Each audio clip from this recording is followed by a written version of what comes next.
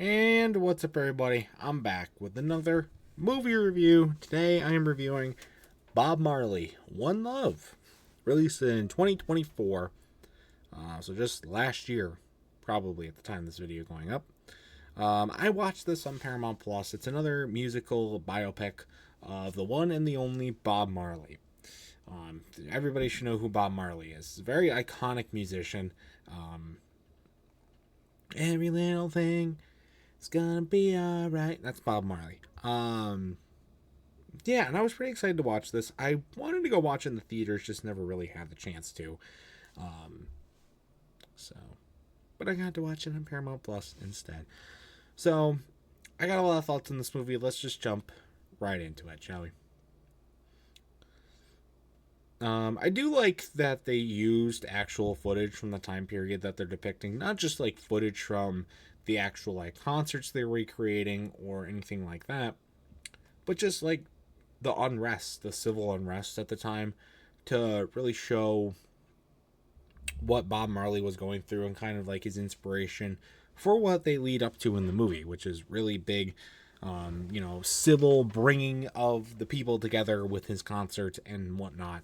And I think that's a really cool thing that they do right off the bat.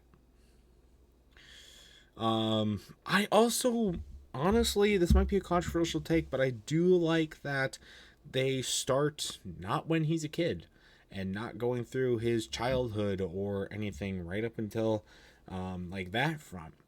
And a lot of biopics that I've, reviewed, Elvis, the Ray Charles one, all that, they do that. But not this movie, I think, benefits from that not going on because he's already at least a bit of a star, if not, a huge one. So they can more focus on his bigger career moments and dive more deeply into that. They do still touch on his early years. However, that's not a huge focal point. It's not like a true biography. It's more just, more of a showcase of the time. And I think that's really works really well in this movie's favor. And building on that, I do like how the movie is a good mix of highlighting on a lot of political issues during that time that Bob Marley was trying to help alleviate and what he was also kind of dealing with at the time, while also being more of the musical showcases with the concerts and stuff, keeping it that musical biopic. I really like that they mingled those two together because, like the Elvis one, that's mostly just his music. The Ray Charles one, I thought was mostly not his music.